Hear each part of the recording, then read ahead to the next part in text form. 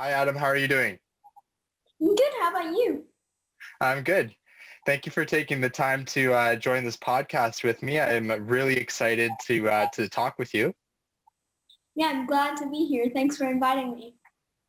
Yeah, no worries. I first wanted to know, actually, before we even jump right into the questions, I was wanting for you to introduce yourself to those, listeners who maybe haven't heard of you before, or maybe who want to know a bit more about what you're doing currently. So, tell those listeners a bit who you are and what you're currently working on. Yeah, so my name is Adam Rafey. I'm 11 years old now. I just turned 11 like a few days ago, actually. I'm a public speaker and I'm super passionate about reforming the traditional education system. And I'm an innovator at the Knowledge Society. I'm an Awecademy Alumni, and I attend primary and secondary in year 6, year 9, and year 10, and I'm taking my physics GCSE next year. Wow. And as of what I'm working on right now, my main focus is in the Knowledge Society, brain computer interfaces, and I'm looking to analyze EEG data using MATLAB. So Wow. yeah. I wish I could understand half of the words that you were saying just there.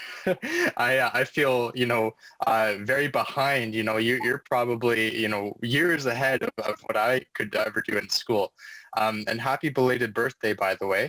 Um, I know in past interviews and in past conversations that you've been on, you've talked about finding your voice. And I thought this was a really interesting concept. Could you explain what finding your voice means? And maybe if you could, if you can remember, when did you find your own voice?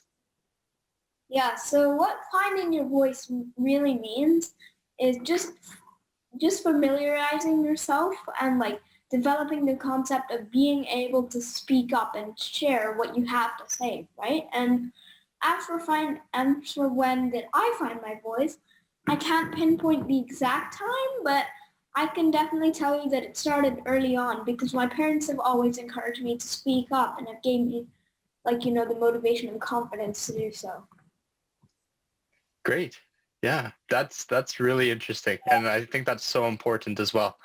Um, where do you get your confidence from? I mean, you kind of touched on it a little bit earlier, just saying that, your parents encourage you to do your best. But, yeah, where do you get your confidence? And I guess, how do you continue to practice self-confidence and public speaking, especially someone so young? I imagine it's really tough to be amongst older peers and students in the class. So how do you continue to have great self-esteem when you're doing all this great stuff? Well, first of all, I'd like to clear something up. Being with the older kids isn't actually like tough or difficult for me because to be fair, we treat each other as equals, right? And that's, I believe, how it should be, not restricting anyone by their age. Yeah, And that's a good so, point. yeah. And so as for like how I continue to like get my confidence, I'm really internally motivated and have a lot of confidence running inside of me that I don't think's ever going to run out anytime soon.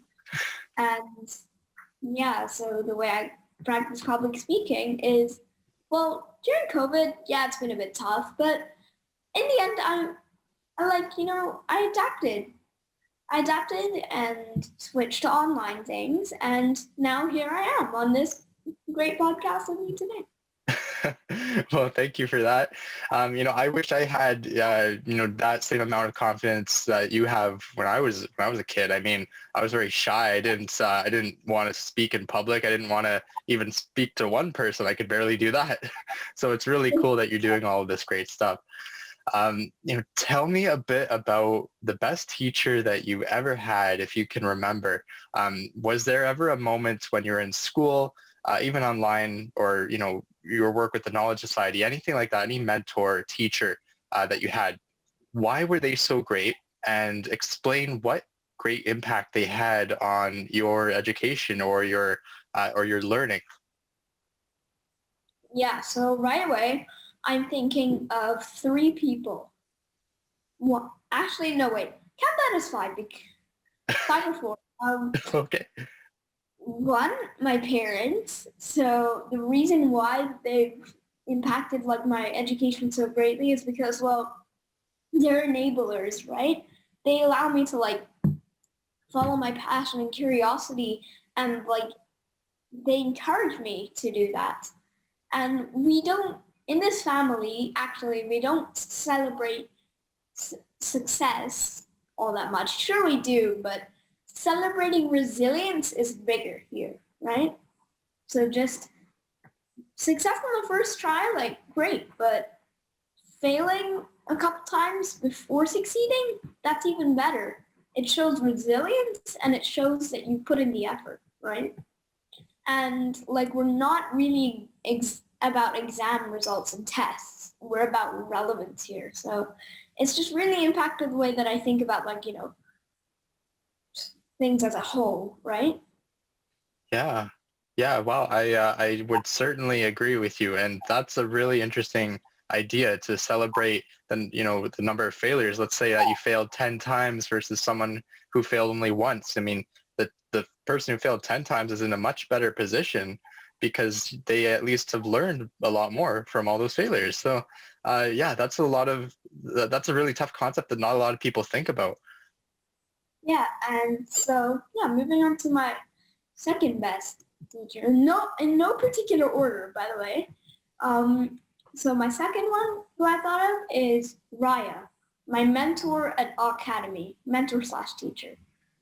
She really just helped me fuel and expand my curiosity. Just all the amazing topics that she taught at Awecademy, like astronomy, philosophy, and it really got to like the way that she taught it was in project-based learning, like not standardized tests just to measure where you are, just projects and collaboration. That was really cool. And actually, she also now has launched a super cool new um, thing called School of Humanity, and it teaches you like the future of money and like so much stuff. It's amazing, and I definitely recommend to those watching that you check it out. Great. Well, I can certainly include a link to that in the show notes as well. That sounds really fascinating, something I would be interested in as well. And Yeah, yeah, sorry, was there any other points that you want to expand on there? yeah. Number three. Um, and this is my year 10 physics teacher actually in school.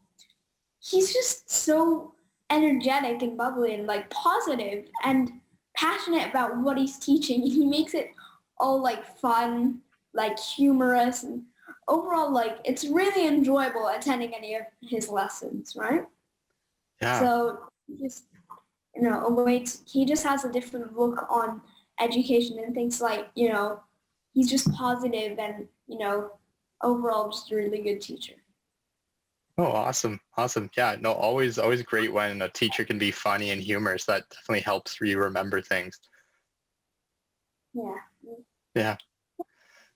And, I guess I also wanted to know, you've talked a lot about letting students learn what they want when they want. You've talked about ability over age. Um, in addition to letting students learn at their own pace, how else would you improve the current educational system? Is there anything that you would do to design the perfect classroom? Well, first of all, does there really need to be a classroom in the first place, right? It doesn't always have to be brick and mortar, but it can depend on the person, right? That's a good But point. if there really does have to be a classroom and we're still following a system, then here are the changes I would make to it in a top 5 list. 1, ability, not age, right? Like you probably know the concept already if you know me.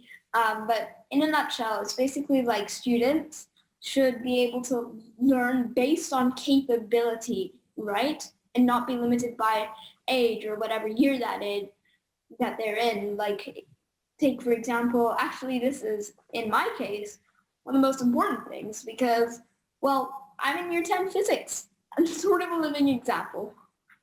And yeah, number 2, personalized learning. You should be able to, alongside ability, not age, learn in whatever style that you want. Like, for example, like videos or text or like a song or a game or really whatever way. Like, kinesthetic learners, can you relate? Like, you need to be able to do stuff. That's so true. Yeah. Number 3, project-based learning. I already touched on this earlier with Raya, but project-based learning is just really good because it's interactive and like you're doing things, and overall it helps you, for me at least, remember the things that you're learning better, right? And it's more interactive and fun and better in all the different ways than, regular standardized tests. Okay. Yeah. And let's hear number 4. I'm excited. Number 4 is incorporating AR and VR, augmented reality and virtual reality. This makes the whole learning process so much more immersive. Again, kinesthetic learners, you can relate. So the learning process needs to be immersive. Like, for example, say taking your chemistry class, right?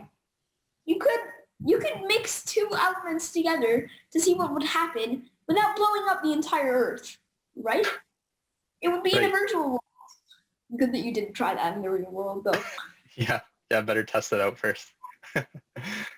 And 5th, as I touched on in number 3, there shouldn't be any standardized tests or memorization in education, right? Because usually what ends up happening, and I've heard a lot of people say this, they walk into the test room, right, take the test, and then forget everything that they just learned, right? Yeah. Because people are studying just for the test, right, and nothing else.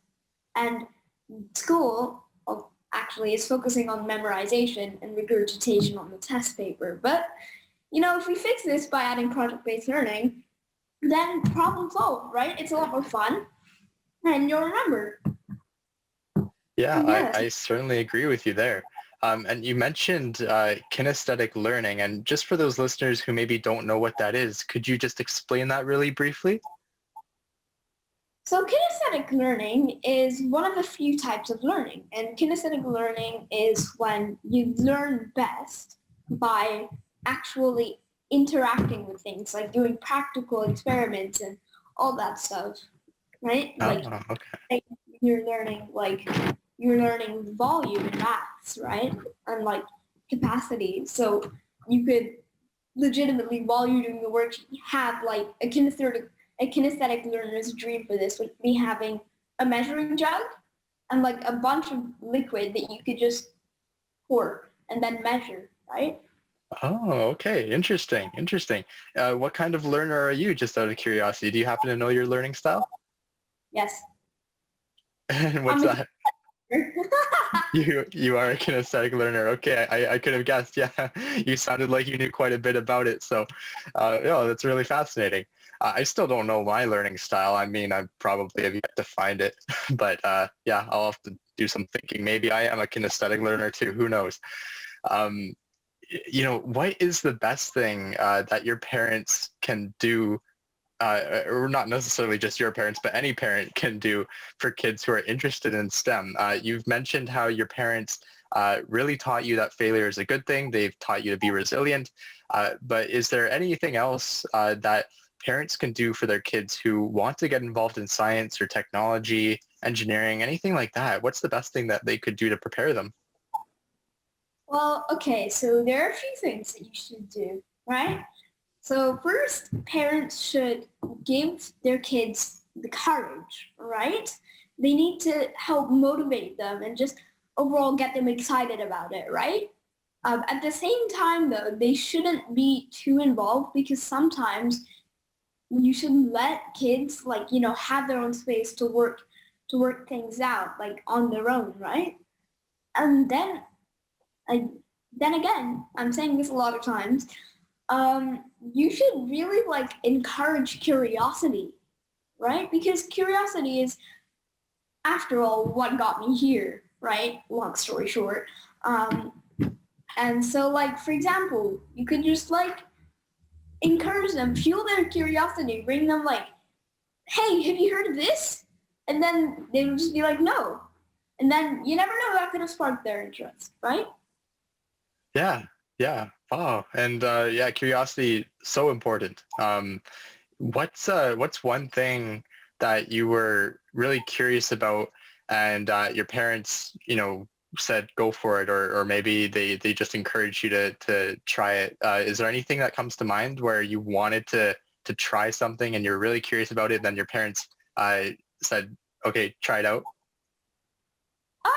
Well, two things immediately came to mind. One, public speaking. I'm here is the best I can say. Like, I tried it, and long story short, I loved it. Did like a lot of talks, and then I'm here, I guess. Yeah. Second is, second is definitely brain computer interfaces.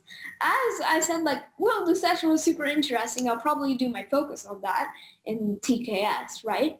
My parents supported me on that, and they were like, sure, go ahead, let's do this. Like, yeah, it's overall really cool. Wow. That's so important as well. I wish I'd gone into public speaking earlier as well. I think, what you're doing is so amazing, and you're just so even better prepared than most adults now that you are on a podcast or multiple podcasts. You've been on a TED Talk.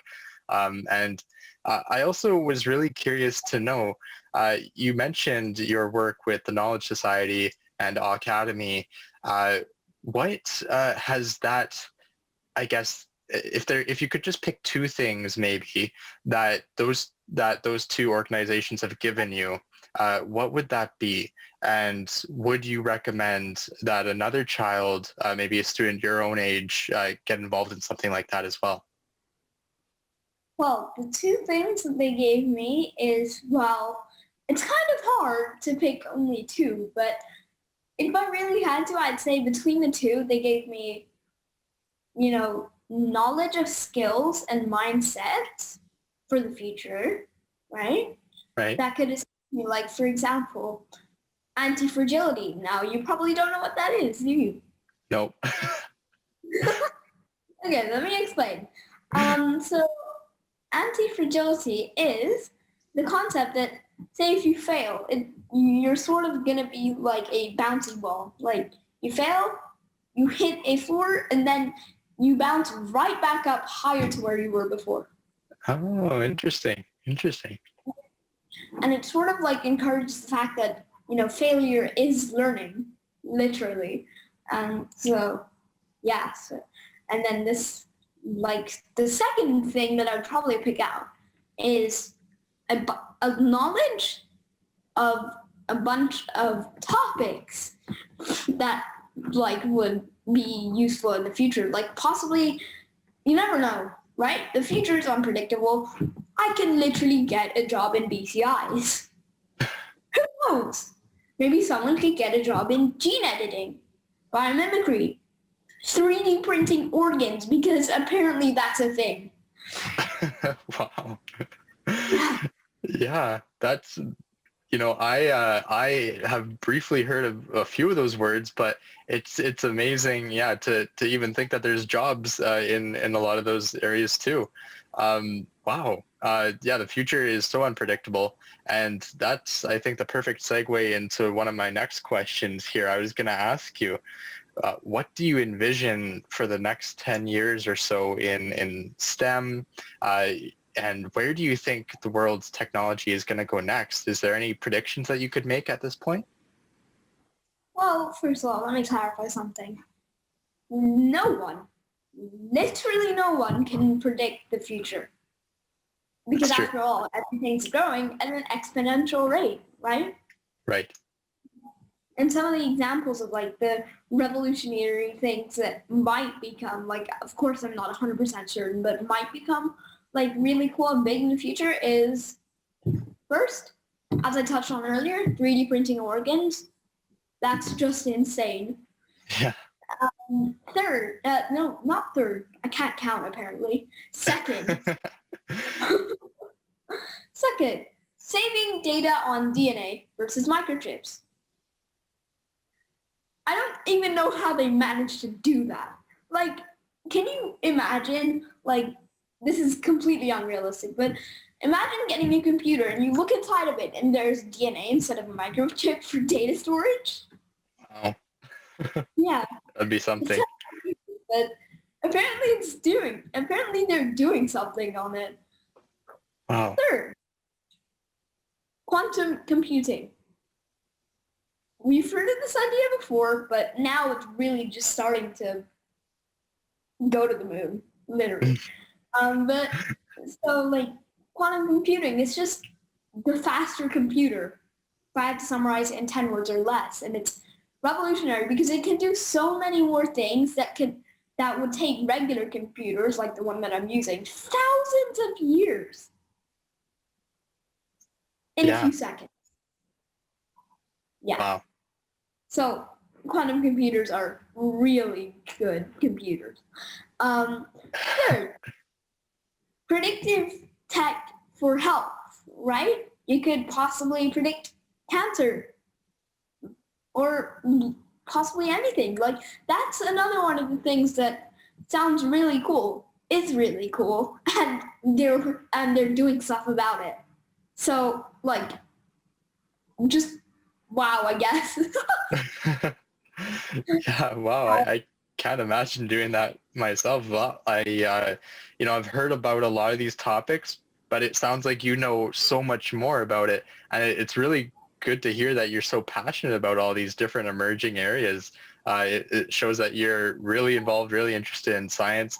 And I mean, when I was your age, I probably knew about as much about dinosaurs and like race cars as you do about quantum computing. So that's really cool to see that you're so passionate about it. My next question, you've mentioned that education is the responsibility of more than just schools, and I thought this was really fascinating. You said that education is the responsibility also of companies, and they have a role to play to help students be prepared for the future of work, for the future workforce. Tell me a bit about how companies can contribute to the education of young people like you or I. What's the best thing that they could do to prepare them? So I think so the thing is, the companies, right, the role that they should play in education is split up into two different things, right?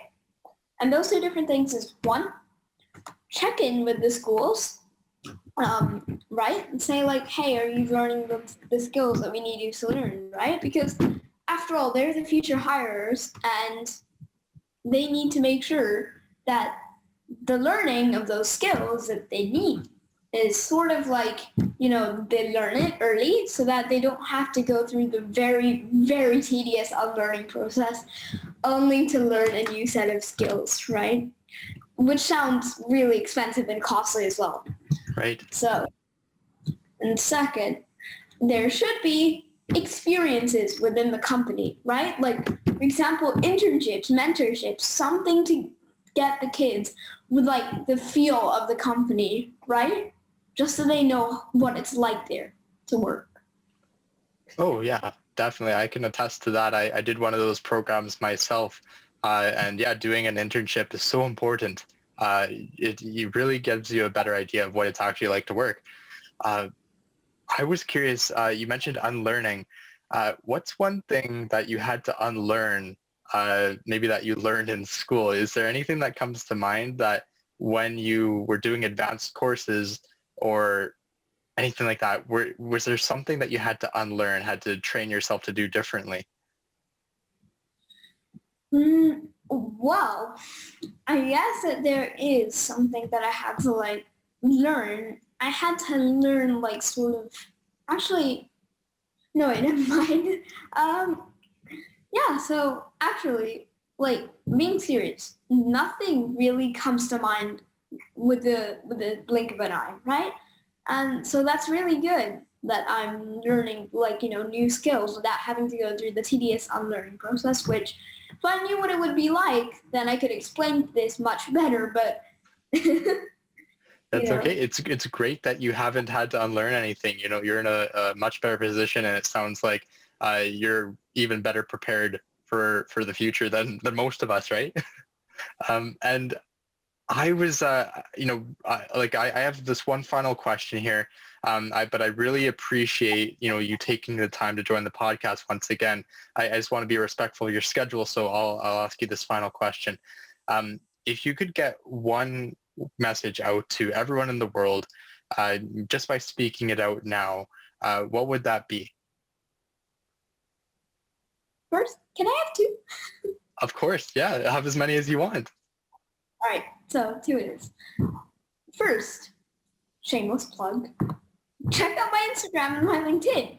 I have everything there. So if you want to give everything like a watch, you totally can. And I mentioned a lot of other points in my other talks. But on the real thing, I can say this. So to kids, right?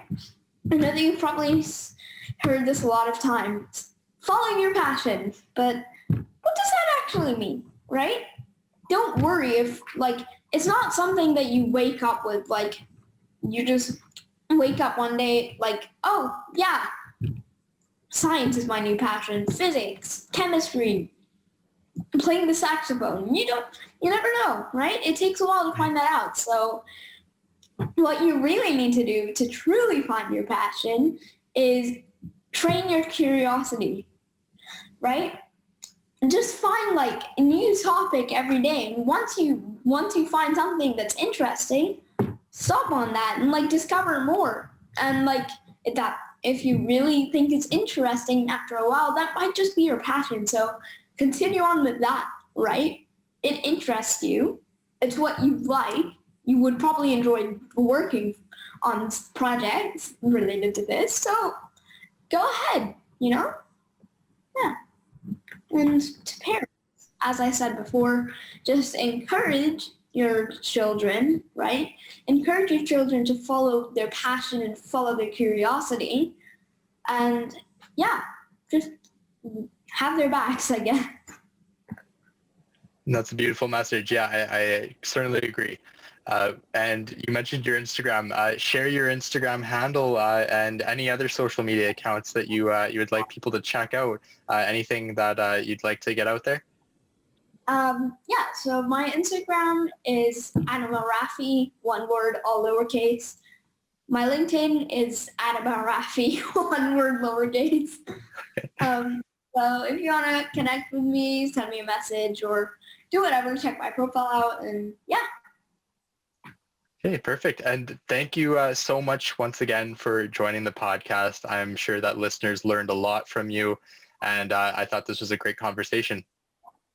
Yeah, me too. All right, thanks for having me.